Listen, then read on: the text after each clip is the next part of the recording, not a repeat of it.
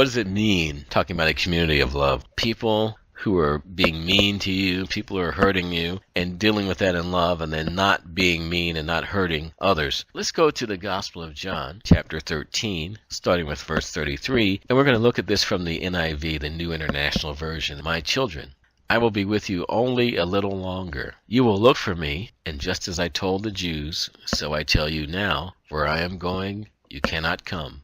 A new commandment I give you, love one another. As I have loved you, so you must love another. By this all men will know that you are my disciples, if you love one another. Now, this is a commandment, love one another.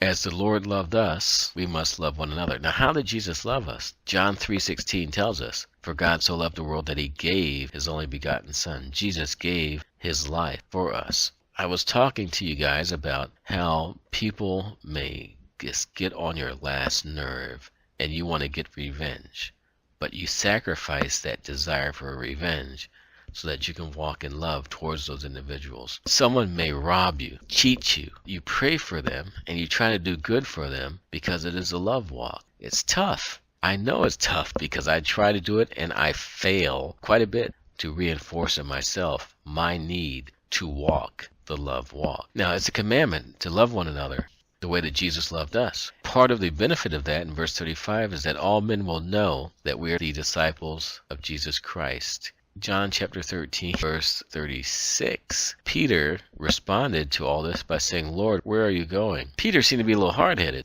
Jesus is talking about this commandment to love. Peter goes all the way back to verse 33 and says, but where are you going? Yeah, you want to know where the Lord is going and what the Lord is doing, but sometimes we just need to follow him and not ask so many questions. Walk in love. Let your life be motivated by love.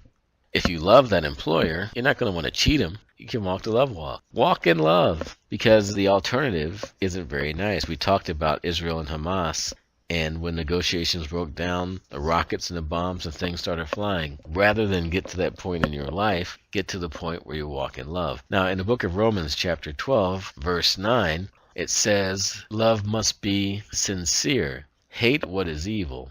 Cling to what is good. Love must be sincere. Verse 10, be devoted to one another in brotherly love, in philios. Honor one another above yourselves.